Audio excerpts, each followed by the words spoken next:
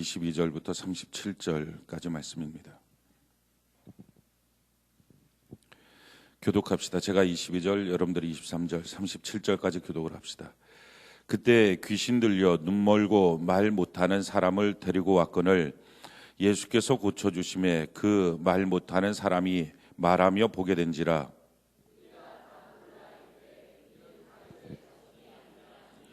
바리새인들은 듣고 이르되 이가 귀신의 왕 바알세불을 힘입지 않고는 귀신을 쫓아내지 못하느니라 하거늘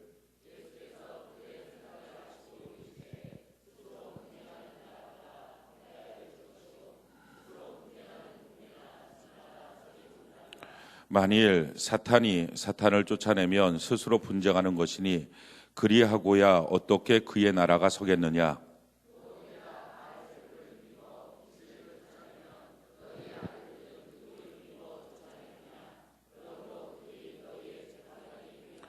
그러나 내가 하나님의 성령을 힘입어 귀신을 쫓아내는 것이면 하나님의 나라가 이미 너희에게 임하였느니라.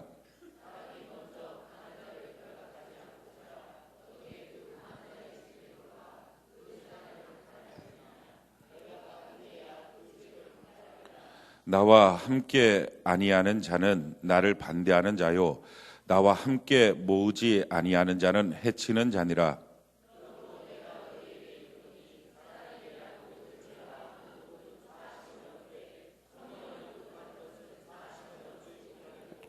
또 누구든지 말로 인자를 거역하면 사하심을 얻되 누구든지 말로 성령을 거역하면 이 세상과 오는 세상에서도 사하심을 얻지 못하리라.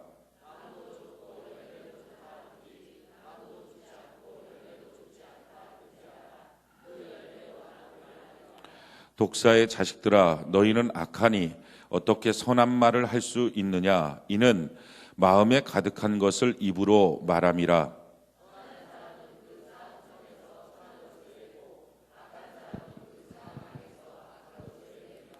내가 너희에게 이르노니 사람이 무슨 무익한 말을 하든지 심판날에 이에 대하여 신문을 받으리니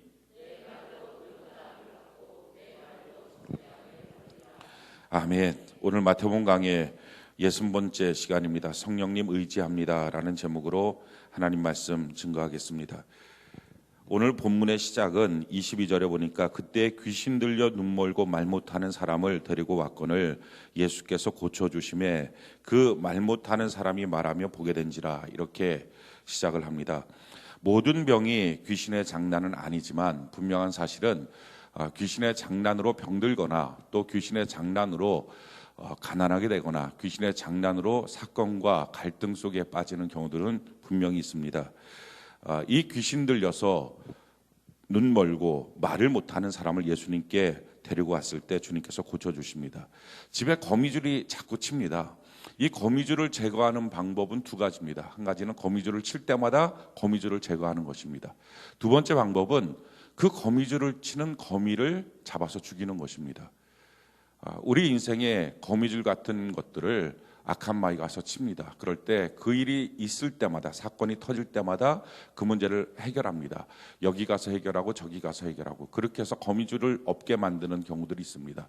그러나 그거 갖고서는 원천적인 문제 해결이 되지 않습니다. 그렇게 거미줄을 치는 거미를 잡아 죽이는 것입니다. 우리 예수님께 가면 근원적인 문제인 귀신을 쫓아내 주십니다. 우리 가정 안에서도 귀신이 떠나가길 바라고 여러분들의 삶에서도 귀신이 떠나가길 바라고 할렐루야.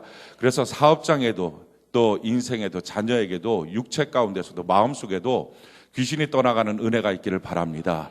우리 예수님께서는 이처럼 귀신을 쫓아냄을 통해서 귀신으로 말미암아 나타난 모든 고통의 문제들을 해결하시는 것을 오늘 성경이 우리에게 보여주고 있습니다.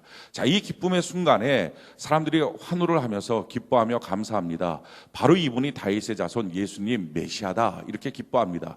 자, 이렇게 기뻐하는 모습 가운데 시기와 질투로 눈이 멀었던 바리새인들이 그는 바알세불 그러니까 사탄의 왕을 힘입어서 사탄을 쫓아낸 것이다 이렇게 말합니다. 쉽게 말하면 예수님을 사탄의 왕에게 힘을 없는 존재 이런 식으로 예수님을 비하를 합니다. 그 말하는 것을 예수님이 아시고 사시는 말씀이 어떤 나라든지 내분이 일어나면 온전히 서지 못하는데 사탄이 사탄을 쫓아내면 그 나라가 온전히 서겠느냐? 만약에 사탄이 들어갔는데 사탄이 그걸 또 쫓아내면 이게 무슨 나라가 그 꼴이겠느냐? 그렇기 때문에 그런 일은 성립되지 않는다. 그런데 이 사탄이 어떻게 쫓겨났느냐? 성령의 힘으로 의지해서 쫓겨난 것이다. 할렐루야. 만약에 성령으로 말미암아 귀신 장난이 끊어졌다면 하나님의 나라가 이미 임한 것이다. 할렐루야. 자, 그렇게 하시는 말씀이 오늘 본문에 소개되고 있는 말씀입니다. 우리 인생도 마찬가지입니다. 하나님의 성령을 힘입어 귀신 장난을 끝내버리고 하나님의 은혜와 복을 누리는 귀한 역사 있기를 바랍니다. 오늘 성경이 우리에게 주시는 귀한 시사점 한 가지가 무엇이냐면은, 자, 29절 30절 말씀을 같이 한번 볼까요? 29절 30절 28절부터 같이 읽어봅시다. 28절 29절 30절 같이 한 목소리 시작. 그러나 내가 하나님의 성령을 힘입어 귀신을 쫓아내는 것이면 하나님의 나라가 이미 너희에게 임하였느니라. 사람이 먼저 강한 자를 결박하지 않고서야 어떻게 그 강한 자의 집에 들어가 그 세간을 강탈하겠느냐? 결박한 후에야 그 집을 강탈하리라. 나와 함께 아니하는 자는 나를 반대하는 자요, 나와 함께 모으지 아니하는 자는 해치는 자니라. 자, 예수님께서 이와 같이 성령을 힘입어서 귀신을 쫓아내고, 그래서 눈 멀고 말 못하는 사람을 고치고 난 후에 이것이 귀신 장난이 아니라 하나님의 성령의 역사다라고 말씀하시면서, 성령을 힘입어서 귀신을 쫓아내는 것이라면 하나님의 나라가 이미 임한 것이다 하는 것입니다. 하나님의 나라가 임하는 현상은 성령을 의지함으로 귀신을 쫓아내는 것입니다. 우리 가정에, 우리의 삶 속에 장난질하는 귀신이 오늘 성령을 힘입어서 쫓겨나가는 은혜가 있기를 바랍니다. 자, 그러면 사실은 말씀이 먼저 강한 자를 결박하지 않고서야 어떻게 그 집에 들어가서 늑탈하겠느냐? 이게 무슨 말이냐면은, 귀신을 결박해 놓고 그 귀신을 쫓아내지 않고서야 어떻게 귀신 장난으로 말미암아 고통스럽고 괴로워진 일들에 대해서 그 문제를 일일이 다 처리하겠느냐? 지금 그 말입니다. 성령께서 오셔서 내 안에 강한 자, 이 귀신을 결박하고 쫓아내야 내 삶에 하나님의 은혜와 평강이 임하게 된다 하는 것입니다. 사랑하는 성도 여러분, 우리가 성령을 힘입어서 모든 귀신 장난이 끊어지는 은혜가 있기를 바랍니다. 그럼 사실은 말씀이 30절에 나와 함께 아니하는 자는 나를 반대하는 자요, 나와 함께 모으지 아니하는 자는 해치는 자니라. 이게 무슨 말이냐면, 영적인 세계 안에서는 중립이 없다라는 것입니다. 귀신도 있고 성령도 있고 이런 경우는 없다는 것입니다. 주님께로 확실하게 서 있든지 아니면 아니든지 둘 중에 하나라는 것입니다. 그래서 영적인 중립지대라고 하는 것은 없고, 오직 하나님께 속하든지 귀신에게 속하는 것이든지 둘 중에 하나인데, 우리가 오늘 이 시간 예배 드리면서 성령 하나님을 초청함으로 하나님께 완전히 속하는 은혜가 있기를 바랍니다. 내가 하나님께 속하느냐 아니냐의 가장 큰 갈림길, 그것은 뭡니까? 성령 하나님의 임재다. 이것이 지금 오늘 하나님이 우리에게 주시는 말씀이에요. 성령님을 초청하고 환영하고 의지하는 것입니다. 자, 그런데 성령님이 오시면 우리의 삶 속에 어떤 일들이 생기느냐? 왜 성령님이 꼭 필요하냐? 제일 첫 번째, 성령님이 오셔야 예수 그리스도의 십자가의 사역과 내가 하나님의 자녀된 것에 대해서 확증할 수 있습니다. 자, 삼위일체 하나님을 우리가 믿습니다. 이 삼위일체 하나님의 사역이 다른데, 성부 하나님은 계획을 세운 거예요. 천지 만물을 창조하시고 어떻게 섭리하시고 어떻게 심판하시겠다, 이 계획을 세웠어요. 그리고 이 계획에 대해서, 구원의 역사에 대해서 실행하신 분이 성자 예수님입니다. 직접 십자가를 지고 죽으심을 통해서 구원의 열쇠를 주신 거죠. 자, 그런데 2000년 전에 팔레스타인 지역에서 십자가에 못 박혀 죽으신 예수님, 그분이 우리에게 나의 구세주다라고 믿어지게 만드는 것, 그것은 성령 하나님의 사역입니다. 그래서 성령이 아니고서는 예수님의 그 귀한 사역이 안 믿어지고, 성령이 아니고서는 천국이 안 믿어지고, 성령이 아니고서는 하나님의 말씀이 안 믿어집니다. 그러기에 성령이 없으면 하나님을 안 믿는 거예요. 믿고 싶어도 안 믿어지는 거예요. 성령 하나님이 오셔야 믿어집니다. 성경이 이와 같이 말합니다. 로마서 8장 16절에 보면, 성령이 친히 우리 영과 더불어 우리가 하나님의 자녀인 것을 증언하시나니, 성령이 오셔야 내가 하나님의 자녀인 것이 내 마음속에 증언이 됩니다. 증명이 됩니다. 내가 하나님의 자녀인지 아닌지 왔다 갔다 갈등하는 이유는 뭡니까? 성령의 충만함이 지금 필요합니다. 자, 요한복음 14장 26절에 보면 보혜사 곧 아버지께서 내 이름으로 보내실 성령 그가 너희에게 모든 것을 가르치고 내가 너희에게 말한 모든 것을 생각나게 하리라. 성령 하나님이 오셔야 하나님의 말씀이 생각나고 하나님의 말씀이 믿어질 수 있습니다. 왜 하나님의 말씀이 안 믿어지느냐? 성령 하나님께서 내게 강력하게 역사를 하지 않기 때문에 그렇습니다. 성령 하나님이 오셔야 되는 거예요. 두 번째, 성령 하나님이 오시면 어떤 역사가 생기느냐? 성령 하나님으로 말미암아 하나님이 우리에게 말씀하시는 거예요.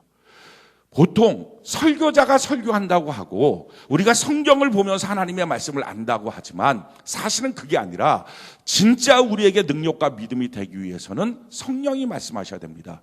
이 말씀이라고 하는 단어는 크게 두 가지 단어가 있어요. 헬라어로. 하나는 로고스, 또 하나는 레마. 이 두 가지 단어예요.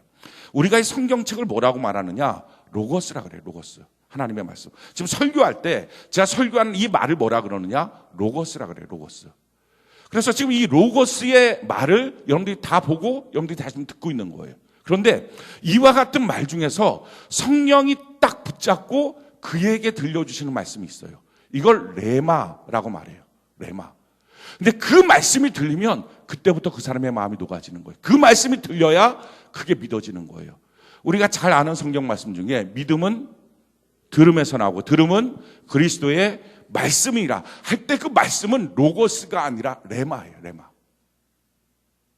그러니까 우리가 예배 시간에도 큐티할 때도 성령 하나님을 사모하고 초청하고 의지해야 될 일은 우리가 그냥 보는 성경은 지식이 됩니다. 그냥 듣는 설교는 지식이 됩니다. 아는 얘기예요. 근데 그 아는 얘기가 순종이 안 돼요. 아는 얘기가 능력이 안 돼요. 근데 성령 하나님이 붙잡고 말씀하시면 할렐루야. 그래서 어떤 분들은 야 오늘 예배가 달라. 오늘 내게 하나님 말씀하셨어.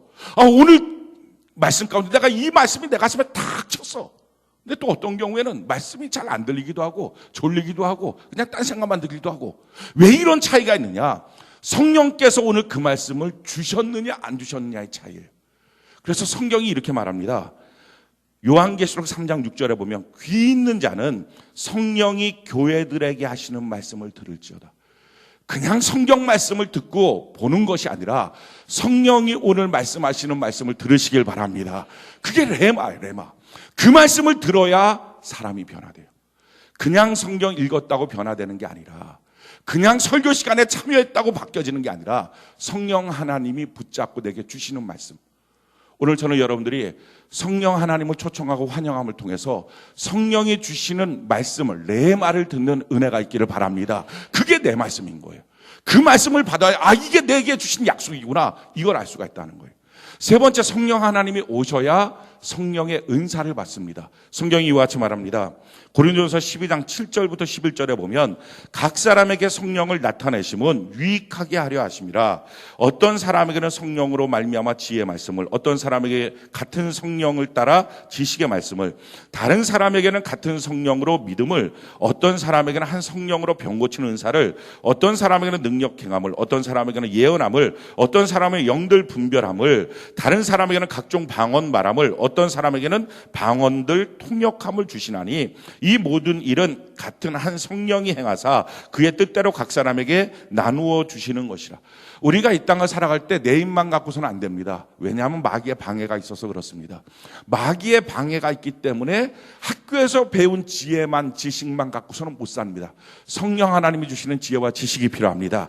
우리가 삶을 통해서 얻어지는 이 육신의 힘으로부터 나오는 능력만 갖고는 안 됩니다. 하나님의 능력이 필요합니다. 내가 갖고 있는 믿음의 지식, 믿음의 능력 갖고서는 안 됩니다. 하나님의 능력의 믿음이 필요합니다. 성령께서 유익함을 주기 위해서 우리에게 각 사람에게 은사를 주신다는 거예요. 그러니까 성령이 오셔야 각 사람에게 은사를 나눠줍니다.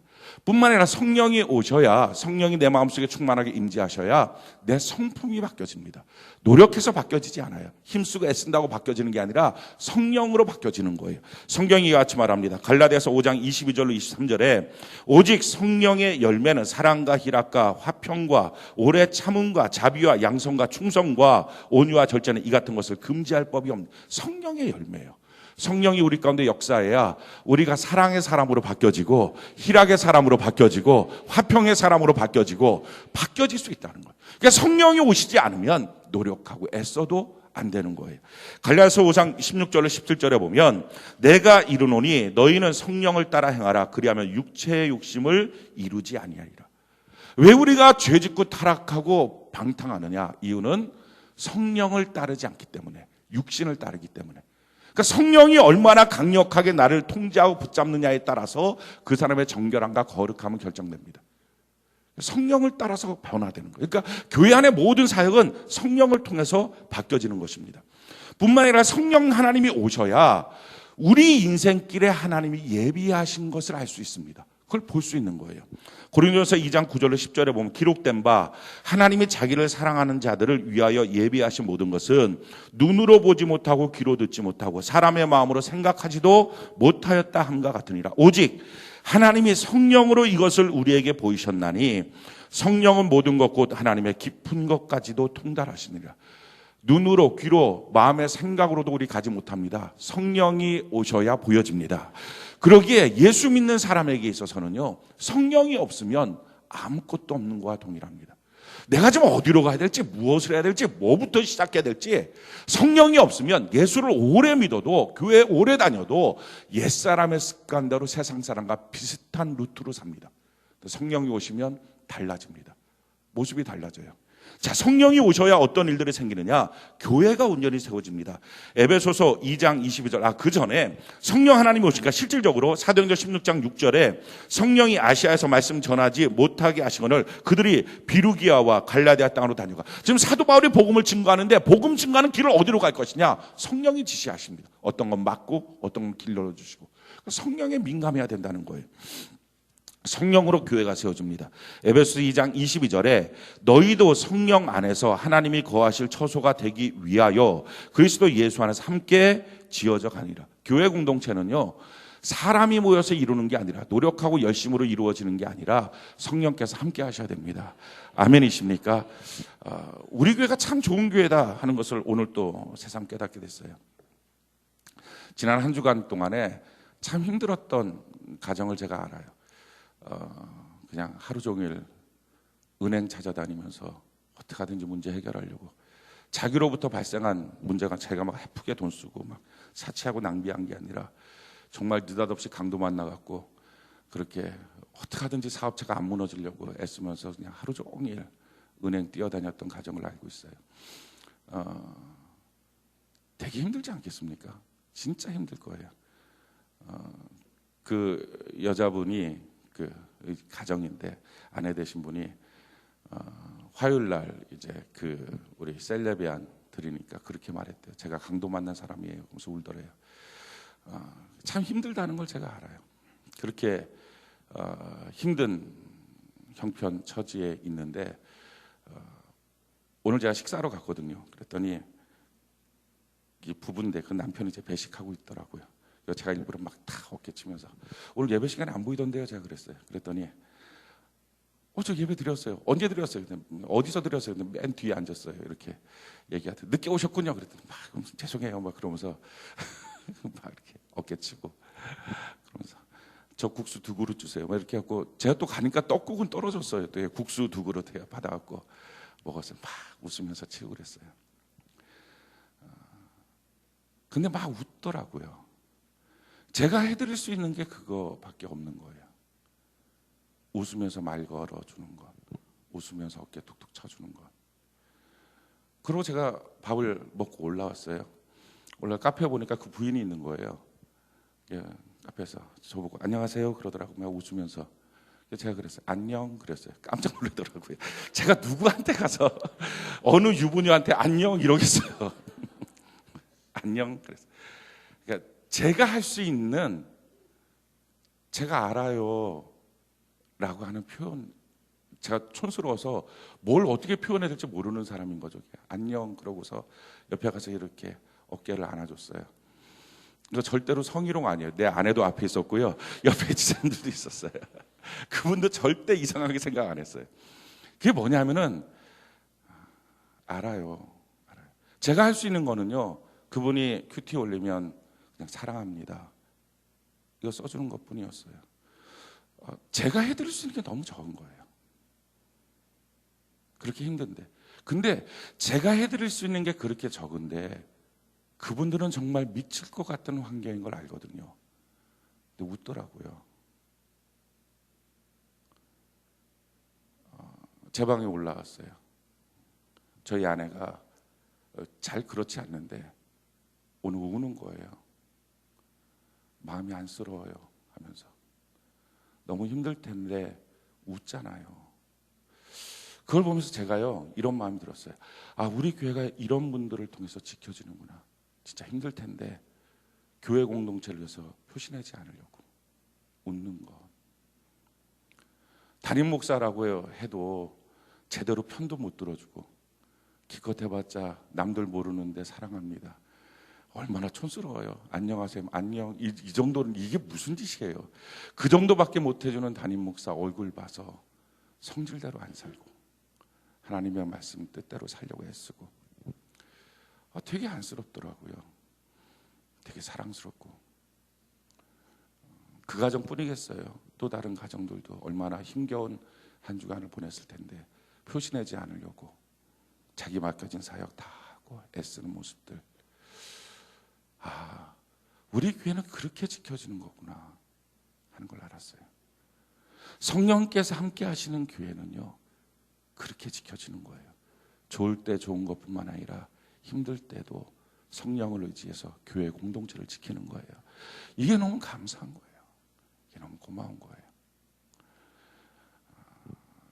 이번 한 주간 아마 힘들고 어려운 가정들이 많았을 겁니다. 근데 표시내지 않으려고 제가 또 지독해 갖고 예배 시간에 표시내지 말라고 하나님께 웃으면서 예배드리라고 막 이렇게 말하니까 근데 그게 맞긴 맞거든요. 제가 어떤 분이 그러더라고요. 목사님 말씀 다 원칙적으로 다 맞는 말인데 마음으로는 하나도 안 하다. 알아요. 이게 마음으로 와 닿으면 이미 도가 통한 거예요. 그럼 이제 강단에 서서 목회를 해야 돼요. 그분은 이게 안 통하니까 나는 서고 한 분은 앉아서 이제 예배를 드리는 거예요. 근데 그렇게 다 옳다라고 하는 그 말을 지키려고 애쓰는 거예요. 사랑하는 성도 여러분, 이 애쓰는 삶 속에 이미 성령이 임재하신 줄로 믿습니다. 이와 같은 성령의 역사로 교회 공동체가 세워지는 거예요. 그래서 이렇게 말하잖아요. 너희도 성령 안에서 하나님이 거하실 처소가 되기 위하여 그리스도 예수 안에서 함께 지어져 가느니라. 우리가 함께 지어져 가는 줄로 믿습니다. 성령이 아니고서는 교회는 안 세워져요. 성령의 역사, 성령을 바라보고 주님을 경외함으로 하나님의 말씀 앞에 순종하려고 애쓰는 모습으로 아무것도 아닌 담임 목사 얼굴 한번 보고서 그 얼굴 무시하지 않으려고 자기 성질 죽이고 사는 것, 성질대로 살지 않는 것, 이걸 통해서 성령의 역사 가운데 교회가 세워집니다. 또한 성령 하나님이 오시면 어떤 역사가 있느냐, 우리가 하나님의 축복된 기업이라고 하는 것을 가르쳐 주십니다. 에베소서 1장 12절로 14절에 보면 이는 우리가 그리스도 안에서 전부터 바라던 그의 영광의 찬송이 되게 하려 하심이라. 그 안에서 너희도 진리의 말씀 곧 너희의 구원의 복음을 듣고 그 안에서 또한 믿어 약속의 성령으로 인치심을 받았으니 이는 우리 기업의 보증이 되사 그 얻으신 것을 속량하시고 그의 영광을 찬송하게 하려 하심이라. 성령 안에서 우리 가운데 우리가 하나님의 기업인 것을 성령으로 도장 찍어 주신 줄로 믿습니다. 그러니까 성령 때문에 우리가 주님을 믿는 거예요. 성령 때문에 우리의 믿음이 커지는 거예요. 성령 때문에 사역하는 것이고요. 성령 안에서 교회가 이루어지고요. 성령 안에서 약속을 바라보면서 소망 가운데 있는 것입니다. 자, 그렇기 때문에 이런 모든 신앙생활에 흔들리는 이유는 딱 한 가지예요. 성령의 소멸. 다시 회복은 뭐예요? 성령 하나님의 충만함. 그래서 오늘 우리에게 필요한 것은 다른 거 없어요. 내 경제적인 문제, 관계의 문제, 삶의 문제 때문에 사실은 흔들리는 것 같지만 물론 거기에 틈이 있겠죠. 근데 그 틈 가운데 마귀가 장난해서 뭐가 없어진 거예요? 성령이 소멸한 거예요. 오늘 우리가 다시 회복되는 것은요, 다른 모든 것들보다 가장 먼저 성령의 충만함이 필요합니다. 성령 하나님 어떻게 충만하게 임재하시느냐? 성령 하나님이 임재하시는 걸 성경을 보면 첫 번째 기도할 때 임재하십니다. 그래서 오순절 마가의 다락방에 기도할 때 성령이 임재하셨어요. 두 번째, 고넬료의 가정에서 말씀을 들을 때 성령이 임재하십니다. 오늘도 말씀 듣고 기도할 때 오늘 이 시간 이 자리에 성령을 사모하는 모든 자에게 성령 하나님 약속대로 임재하여 주실 줄로 믿습니다. 안수받을 때 성령님 임재하셨어요. 그렇게 성령님을 초청하는, 그런데 이렇게 성령님을 초청하고 환영할 때 반드시 필요한 한 가지가 있습니다. 우리 사도행전 2장 38절 우리 한번 띄워주시고 같이 한번 읽어볼까요? 사도행전 2장 38절 같이 한 목소리 시작. 베드로가 이르되 너희가 회개하여 각각 예수 그리스도의 이름으로 침례를 받고 죄 사함을 받으라. 그리하면 성령의 선물을 받으리니. 자, 이 성령의 선물이라고 하는 것은 성령의 선물 또는 성령을 선물로 받으리니, 이렇게 번역본에 따라서 달라집니다. 그러니까 성령을 선물로 받는 비결이 뭐냐? 베드로가 이르되 너희가 회개하여 각각 예수 그리스도의 이름으로 침례를 받고 죄 사함을. 회개 돌이키는 것. 오늘 우리의 마음이 돌이키는 은혜가 있기를 바랍니다. 성령이 오셔야 돌이키면 쉽겠죠. 근데 그러면 너무 쉬운데 그게 아니라 뭐라고 말씀해요? 내가 안 돌이키는 마음을 그냥 억지로 돌이키라는 거예요. 그러면 그 다음에 성령이 오시겠다는 거예요. 이게 반대가 되면 딱 좋은데 반대가 안 되는 거예요. 그게 우리 값이에요. 성령이 오셔서 내 마음 바꿔주는 거야. 종이 하나 뒤집는 것만큼 뭐 어렵겠어요. 이거 너무 쉬운 거죠. 그렇지만 그렇게 하는 건 값이 없어요. 그래서 우리에게 값이 있어야 돼요. 뭐냐면은 내가 억지로 돌이키는 거예요. 내가 하나님을 향합니다. 난 주님밖에 없습니다. 주님 날 도와주시옵소서. 주님 날 불쌍히 여겨 주시옵소서 하고 내 마음을 주님을 향하여 막 억지로 돌이키는 거예요. 그러면서 뭐 하는 거예요? 기도하고 말씀 듣고 사모하여 안수받고, 그러면서 성령님 임재해달라고, 내 마음에 충만히 임재해달라고 구하는 모든 자에게 성령을 선물로 주시게 될 줄로 믿습니다. 그렇게 성령을 받아야 그 다음부터 아까 말씀드렸던 그런 놀라운 일들, 은사도 임하고 성품도 바뀌어지고 성령으로 길도 보여지고 성령으로 레마의 말씀이 들리고, 그래서 내 말씀으로 내 영혼이 살고 성령으로 십자가의 말씀이 확실하게 내 마음에 믿어지고 성령으로 교회 공동체 안에 얼마나 세워지는 기쁨과 축복이 있는지를 경험하고 성령으로 내가 축복의 약속의 기업이라는 것이 확증되고 그런 역사가 나타납니다. 오늘 우리 이 시간에 우리 스스로 낑낑낑낑낑낑낑 해갖고 내 마음을 돌이키는 은혜가 있기를 바랍니다. 내 마음을 하나님께로 향하여 돌이키는 은혜가 있기를 바랍니다. 성령님밖에 없다는 마음으로 그냥 그게 힘들어요. 안 돼요. 안 되는데 우리 보고 하라는, 그게 값이라는 거예요. 성령이 오시는 값. 그냥 막 낑낑낑 하고 돌이키면 성령 하나님이 우리 가운데 선물처럼 주어지는 은혜가 있게 될 줄로 믿습니다. 자, 그렇게 성령 하나님 모셔드렸어요. 그 다음에 필요한 게 뭡니까? 이 성령 하나님을 존중해 드리는 거예요. 우리 교회는 뭐 그다지 부흥회가 있지는 않은데 매번 부흥회 할 때마다 그런 경우들 많아요. 성령님 오세요. 막 성령 충만, 막 그 순간에 성령 충만 받았다고 좋아해요. 근데 문제는 그렇게 하고 난 다음에 그 다음번 부흥회 때 또 성령님 오세요. 성령 충만 받. 일종의 발작 같은 어떤 신앙생활을 하는 거예요. 그게 막 받고. 왜냐하면은 받고 받으면 끝난 거예요. 그냥 내버려 두는 거예요. 목사님 저희 집에 신방 가주세요. 신방 가요. 갔더니 골방에다 가둬놔요. 나오면 죽어요. 이렇게 하고 가둬놔요. 그걸 납치라 그래, 납치. 그러니까 종종 성령님은 그런 식으로 하는 거예요. 오세요. 내 마음에 오세요. 그러고서 엉뚱한 데다가 쑤셔 박아놓고 인정 안 하는 거예요. 중요한 것은요, 성령님을 모셔드리고 난 다음에 그분을 존중하는 거예요. 그분을 인정하는 거예요. 그분을 높여드리는 거예요. 그분을 사랑하고 사모하는 거예요. 아멘이십니까? 이렇게 신앙생활 할 때 가장 중요한 두 가지가 있어요. 성령과 상극. 이걸 하면 성령님이 소멸하세요. 그게 두 가지예요. 성경을 쭉 살펴보면 두 가지가 성령을 소멸시키는 게 있어요. 제일 첫 번째 성령을 소멸시키는 것, 말이에요. 말. 잘못된 말. 자, 오늘 본문 말씀을 한번 볼까요? 31절 마태복음 12장 31절 우리 같이 한번 한 목소리 읽어봅시다. 시작. 그러므로 내가 너희에게 이르노니 사람이 대한 모든 죄와 모독은 사하심을 얻되 성령을 모독하는 것은 사하심을 얻지 못하겠고, 제일 첫 번째 성령 모독하는 거, 뭘로 모독하는 거죠? 말로. 성령님 뭐 그렇게 초청해야 돼? 아, 성령님 오셔서 뭐가 그렇게 바뀌어? 이런 식으로 모독하는 거, 모독하는 말.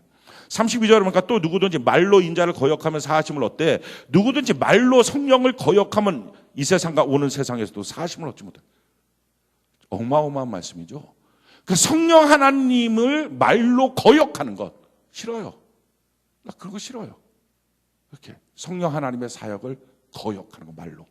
그러면 영원히 사하심이 없다. 나무도 좋고 열매도 좋다 하든지 나무도 좋지 않고 열매도 좋지 않다 하든지 하라. 그 열매로 나무들을 아니라. 독사의 자식아, 너희가 악하니 어떻게 선한 말을 할 수 있느냐?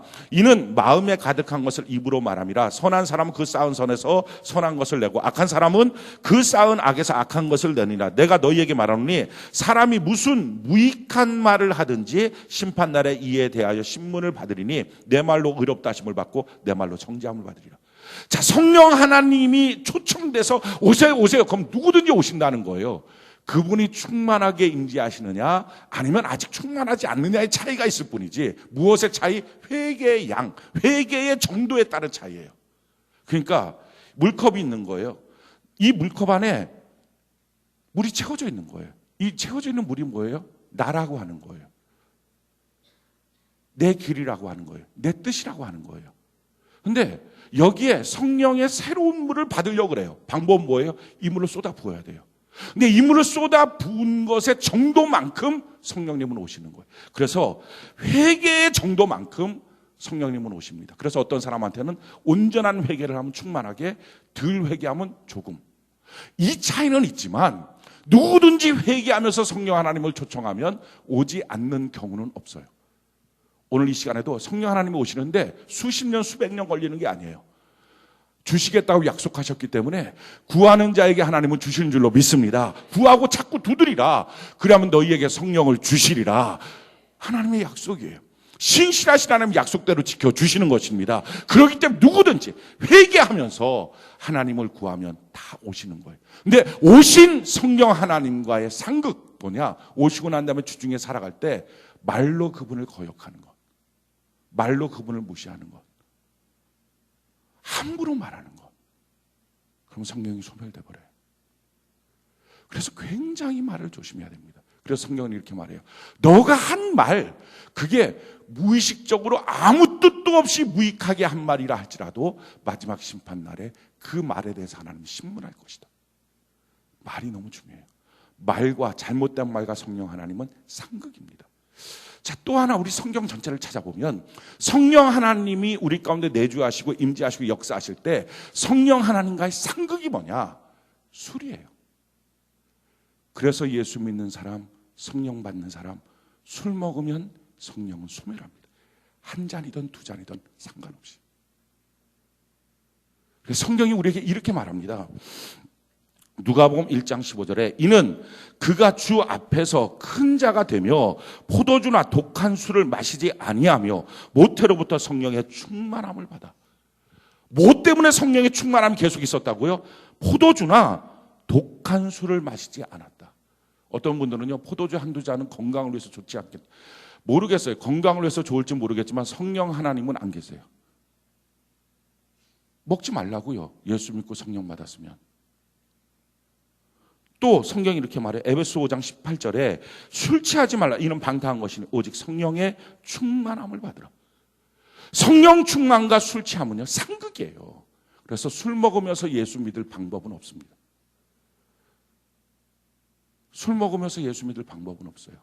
쉽게 말하면 교회는 나와도 성령 없이, 믿음의 확신도 없이, 하나님의 레마의 말씀도 없이, 교회 공동체의 소중한 축복도 없이 그냥 대충 교회에 나오는 사람인 것처럼만 살려 그런다면 술 먹으면서 교회 나올 수 있겠죠.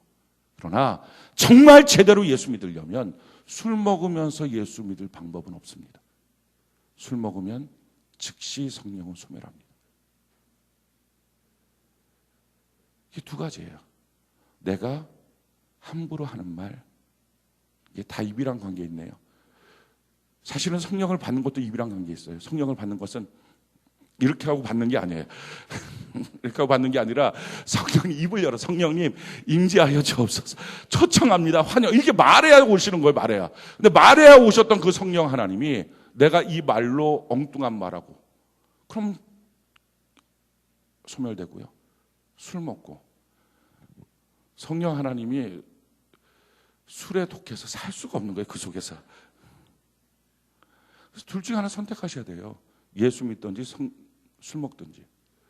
저는 술 먹으면서도 예수 믿을래요. 그럼 성령 없이 예수 믿는 것. 그걸 뭐라고 말해요? 가짜라고 말해요. 속상하고 힘들어도 술 먹지 마십시오. 내 안에 성령 하나님을 초청했으면 그 하나님 모시고 성령으로 승리하며 사는 은혜가 있기를 바랍니다. 아니 이 간단한 것도 못할 것 같으면 그 힘든 구원의 길은 어떻게 갑니까? 이 간단한 술 안 먹는 거 이 정도도 순종하기 힘들면 그 구원의 길은 어떻게 갑니까? 그렇지 않아요? 아니 술 안 먹는 거 얼마나 간단해요. 그게 무슨 밥이에요 뭐예요. 굶으면 배고파서 죽을 것도 아니고 돈도 굳고 실수도 안 하고 얼마나 좋아요. 그렇게 좋은 술 안 먹는 거 그것도 못하면 어떻게 그 힘든 구원의 길 믿음의 길 승리의 길을 어떻게 가요. 말도 안 되는 거죠. 평생에 술을 입에도 되지 않는 은혜가 있기를 바랍니다. 우리 특별히 고3 학생들 이제 대학 들어가는데 평생에 술을 입에도 되지 않는 축복의 길을 걸어가기를 바랍니다. 제가요 저희 딸을 위해서 기도하는 제목이 이거예요. 뭐라고 기도하냐면은 하나님 저는 죄를 배우고 죄를 경험했다가 그 죄를 버리고 싶는데 평생의 시간을 허비합니다. 저는 술도 배우고 다 배웠어 다 배운 거를 하나씩 버리니까 이걸 안 하는 게 처음부터 낫지 이걸 했다가 버리니까 힘들어요. 그렇지만 그걸 계속 하냐고요. 그럼 예수 믿든지 술 먹든지 둘 중에 하나인데 누가 예수를 버리고 술을 선택해요? 그건 정신 나간 거지. 그러니까 그걸 하는 게 너무 힘든 거예요. 그래서 제 마음속에 기도하는 제목이 이거예요. 하나님 우리 딸은 처음부터 평생 사는 동안 나시린처럼 죄를 안 배우게 해주세요. 죄를 안 배우게 해주세요. 이 기도예요. 그렇게 살아라. 죄를 안 배우게 해주세요. 아니 이런 분이 한 번도 안 배웠으면 얼마나 편하겠어요. 유혹이 없을 거 아니에요. 유혹이. 저는 지금도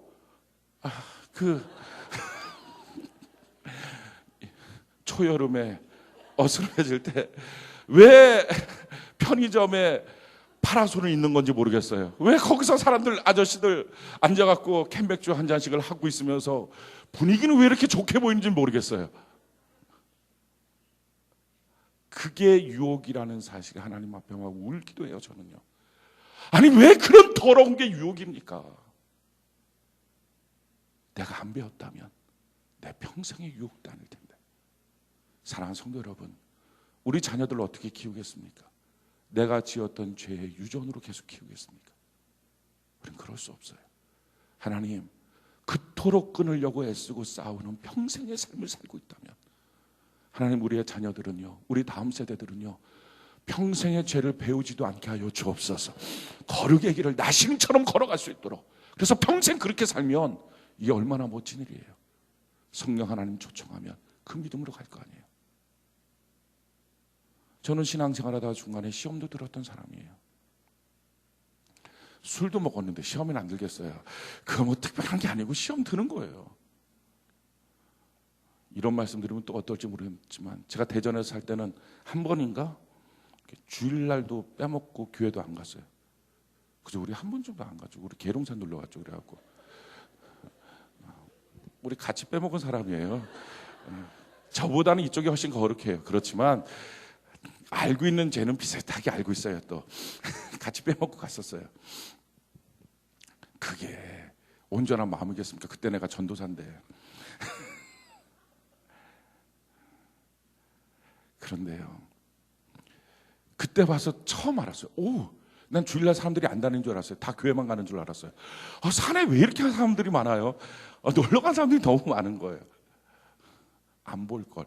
그 뒤로 한동안요, 주일날에 교회 올 때 그 빨간 모자 쓰고 빨간 잠바 입고 가는 사람 보면 재밌겠다 이런 생각이 드는 거예요. 머릿속에 놀러 가는구나, 재밌겠다.